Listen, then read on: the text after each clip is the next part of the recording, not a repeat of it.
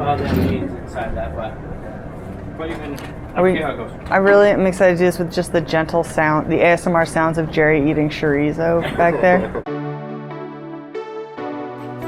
Hello. Hello. Hello. Hello. In your ticket when you receive one in the mail. Hello. I'm Tycho Brahe of Panarcade and PAX. Panarcade and PAX. Panarcade and PAX.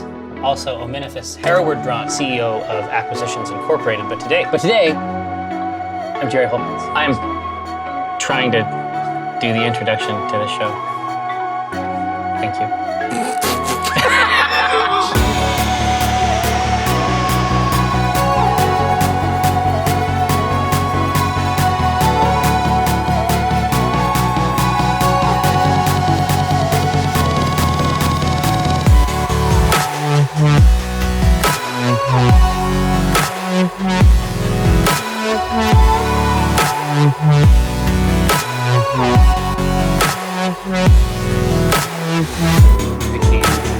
The first season of the C-Team was basically just an extended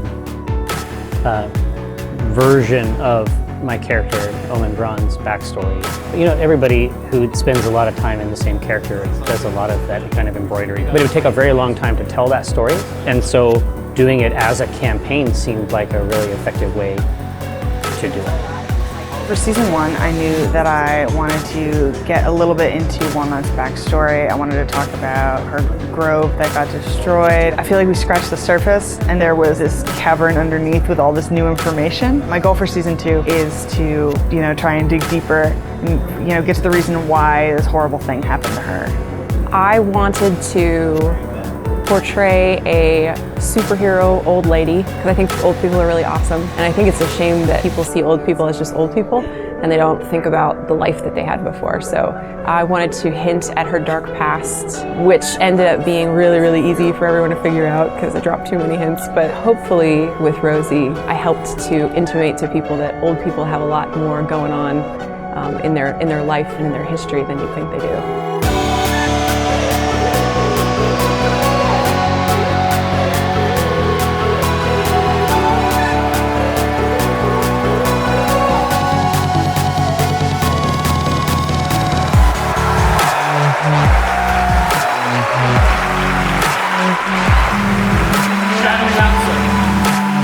May our labors When the show first started, oh my God, I was so nervous. I was shaking. I had talked to so many people about how nervous I was, and I really built it up. When they first turned on the cameras, I was so nervous because I'm with my character, and this is a girl that I don't know. I didn't know Jerry very well. I didn't know Ryan very well. All of this was pretty new and terrifying. And I'd also never done any improv on Twitch, really. And now when I sit down with these people, it's just time with the fam. Like it's a very relaxing place to be. I had some idea of who Walnut was, but I don't know her as well as I do now. And so I felt like it was just me and this stranger trying to figure it out in that first episode. So that was really scary, but I'm glad I pushed through it.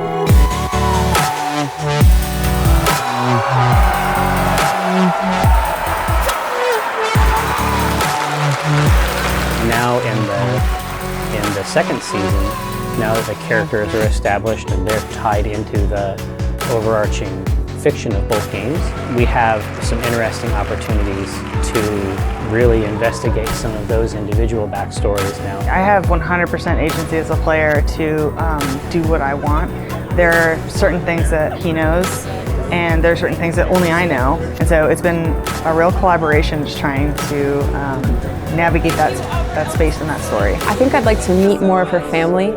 I'd like to find out what her time at the monastery was like, because it wasn't a huge part of her life. It's only been the last 20 years. A lot of the time I'll tell Jerry what I think it is, and he's like, what about this way cooler thing? I'm like, yeah! So it's a fun mystery to solve. As soon as you set up the world state and then start simulating it based on their actions and behaviors, a lot of it's not up to you anymore.